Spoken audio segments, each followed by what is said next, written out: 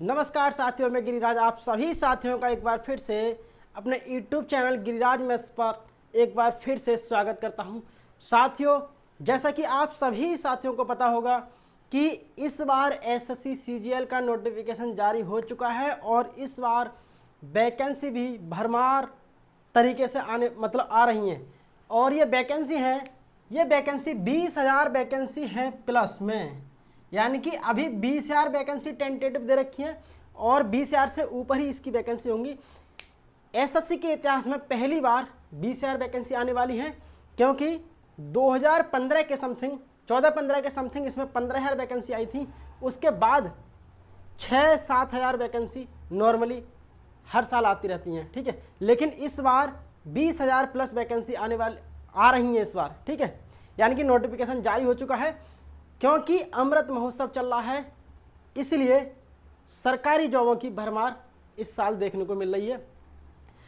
और एक नए नोटिफिकेशन में एसएससी के इतना डिटेल एनालिसिस करने के बाद मैंने पाया कि उसमें सिलेबस में बदलाव किया गया है। वो सिलेबस क्या है आप नोटिफिकेशन पढ़ेंगे तो हो सकता है आपको समझ में नहीं आए, इसलिए मैंने उसका एक ब्रीफ वीडियो बनाकर आपको यहाँ व्हाइट बोर्ड पर ये सिलेबस या जो सेक्शन वगैरह है, प्री मेंस वगैरह कैसे कैसे एग्जाम में पूछे जाएंगे, उसका पूरा एक छोटा सा वीडियो बनाकर मैं अपलोड कर रहा हूँ। आप इस वीडियो को देखें ध्यान से और आपको नोटिफिकेशन पढ़ने की ज़रूरत नहीं है। सारे के सारे डाउट यहीं पे आपको क्लियर हो जाएंगे कि क्या प्री है, क्या मेंस है और क्या क्या सब्जेक्ट पूछे जाने हैं, ठीक है। क्या क्वालिफाएंगे, क्या नहीं क्वालिफाएंगे। तो देरी नहीं करते हुए साथियों वीडियो स्टार्ट करते हैं। और वीडियो स्टार्ट करने से आपसे एक अनुरोध है कि आप सभी जो भी नए हैं व्यूअर्स, वो चैनल को सब्सक्राइब करें और वीडियो को लाइक एंड कमेंट करें, ठीक है। तो स्टार्ट करते हैं।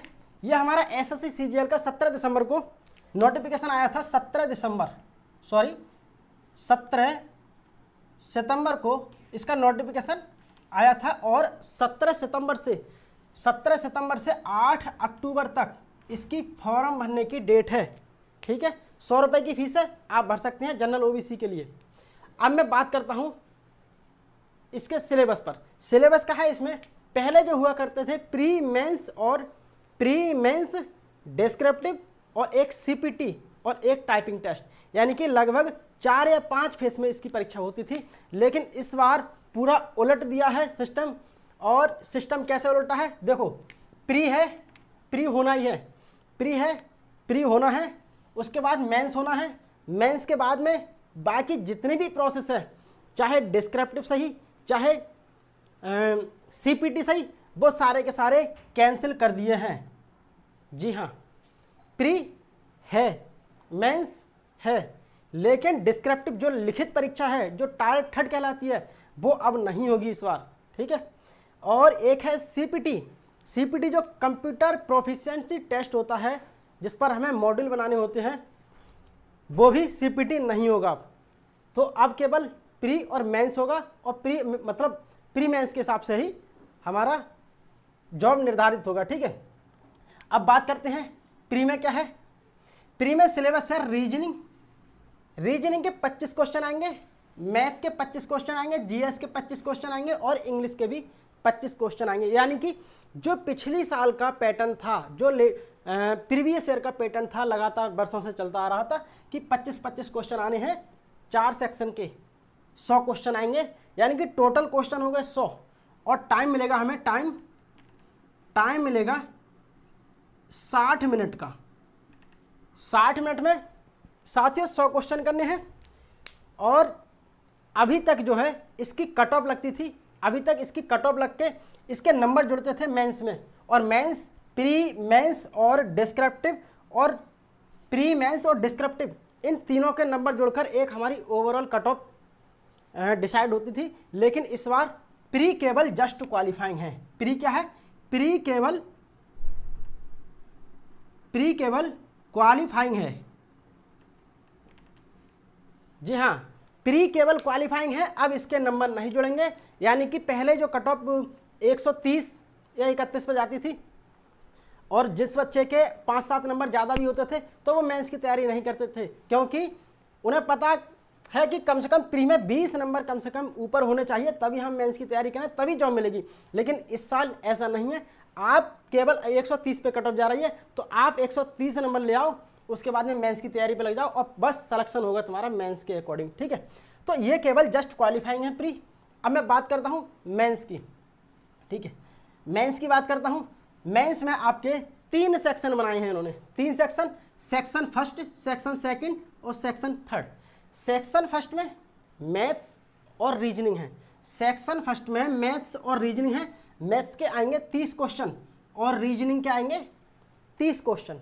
ठीक है, उसके बाद सेक्शन, हाँ इसका जो टाइम है, इसका टाइम है, ये टाइम 1 घंटे का है, यानी कि 60 मिनट, 60 मिनट है या 1 घंटा।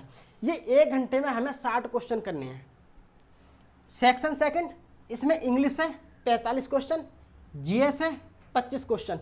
ठीक है, तो इसके भी लिए हमें टाइम मिलता है 60 मिनट, यानी कि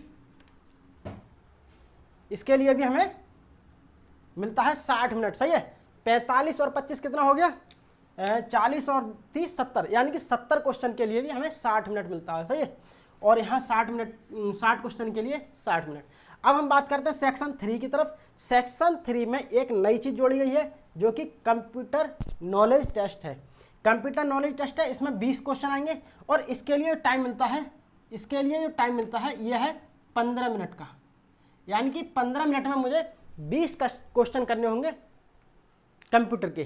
ठीक है, तो ये 2 चीज़ एक्स्ट्रा जोड़ी गई है। क्या, एक तो जीएस है मेंस में एक्स्ट्रा इस बार जोड़ी गई है, और रीजनिंग भी एक्स्ट्रा जोड़ी गई है इसमें, और कंप्यूटर नॉलेज भी एक्स्ट्रा जोड़ी गई है। बाकी मैथ्स और रीजनिंग तो पहले से ही आते थे, लेकिन उनका वेटेज पहले ये 200-200 नंबर के आते थे, अब इनका वेटेज घटा दिया गया है। तो ये 3 सेक्शन में हमारी मेंस की कट ऑफ डिसाइड होगी, इसी से जॉब मिलेगी हमें। इन 3 सेक्शन के हिसाब से ही हमें जॉब मिलनी है, मैथ्स, रीजनिंग, इंग्लिश, जीएस और कंप्यूटर नॉलेज टेस्ट। ठीक है, उसके बाद मैं एक बात और बता दूं आपको, यहाँ जो नंबर होंगे, जैसे 60 क्वेश्चन है, 60 क्वेश्चन है, तो 60 क्वेश्चन के जो होंगे, एक क्वेश्चन 3 नंबर का होगा, तो कुल 180 नंबर तो यहाँ बन जाएंगे। यहाँ पर ये 70 क्वेश्चन हो गए, एक क्वेश्चन 3 नंबर का हो गया, तो ये 7 × 21 210 नंबर। ठीक है, यहाँ देखते हैं 20 क्वेश्चन है, 20 क्वेश्चन है, एक क्वेश्चन 3 नंबर का, 20 × 3 = 60। तो इन नंबरों पर हमारी कट ऑफ डिसाइड होगी, इन नंबरों पर हमारी कट ऑफ डिसाइड होगी। अच्छा, और बात करते हैं उसके बाद टाइपिंग टेस्ट है। टाइपिंग टेस्ट जो है, उसी दिन जिस दिन मेंस होगा आपका, उसी दिन टाइपिंग टेस्ट होने वाली है, और टाइपिंग टेस्ट होगी यानी कि 15 मिनट में आपको 2000 की स्ट्रोक, जी हाँ 15 मिनट में आपको 2000 की स्ट्रोक प्रेस करने होंगे, यानी कि अप्रॉक्सीमेट माने तो बहुत इजीली है टाइपिंग। 27-28 वर्ड प्रति मिनट की टाइपिंग चाहिए, वो भी इंग्लिश में। तो ये उसी दिन हो जाएगी, कुछ 10-15 मिनट का 20 मिनट का गैप देके इसके बाद उसी दिन करा लेंगे। ठीक है, तो जो इस प्रोसेस में मेंस और टाइपिंग के प्रोसेस में हमें कम से कम 8-9 महीने का टाइम मिलता था, और 8-9 महीने इसमें टाइम खराब हो जाता था, वो सेव हो जाएगा और बस उसी दिन हमारा मेंस और टाइपिंग हो जाएगी। तो उसके बाद में कट ऑफ लगेगी हमारी इसकी, और ये जस्ट क्वालिफाइंग है, टाइपिंग भी क्वालिफाइंग है।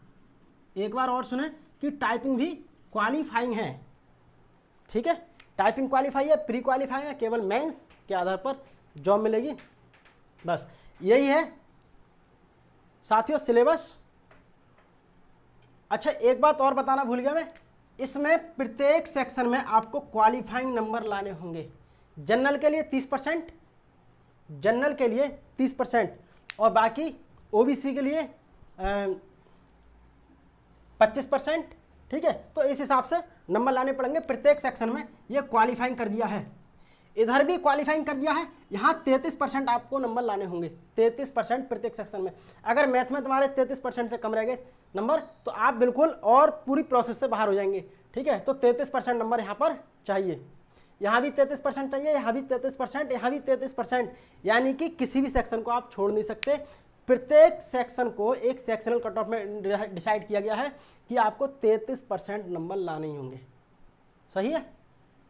यानी कि यहाँ मैथ में मिनिमम 10 नंबर चाहिए, यहाँ रीजनिंग में मिनिमम 10 क्वेश्चन करने ही चाहिए, क्वेश्चन की बात कर रहा हूँ मैं।